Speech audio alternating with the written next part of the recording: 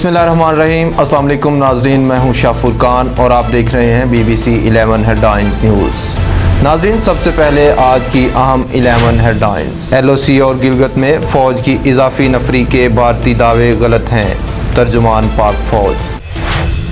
मुल्क में कोरोना के 4,339 नए केसेस रिपोर्ट, 3,892 मरीज सेहतयाब। वज़ीर तालीम पंजाब डॉक्टर मुराद रास ने इंकशाफ किया है कि तलबात के साथ साथ तलबा के स्कूलों से भी हरासानी की शिकायत मौसूल हो रही हैं। रहनुमा मुस्लिम लीग नून शाहद खाकान अब्बासी का कहना है कि -1 सिर्फ इमरान खान के जहन में है, ताहम हमें -1 नहीं बल्कि -PTI होती नज़र आ रही है।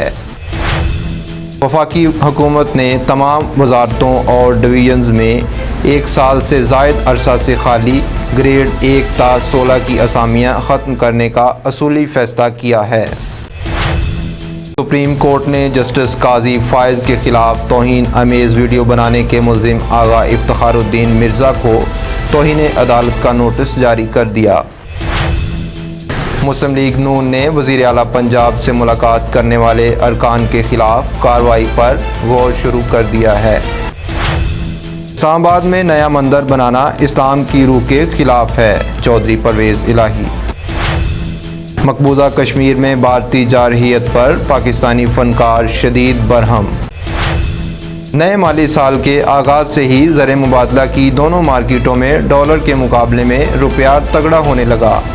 पाकिस्तान रुपये के मुकाबले में अमरीकी डॉलर को तंज़ली का सामना रहा, जिससे इंटरबैंक मार्केट में डॉलर की कीमत 168 रुपये और 167 रुपये में नीचे आ गई।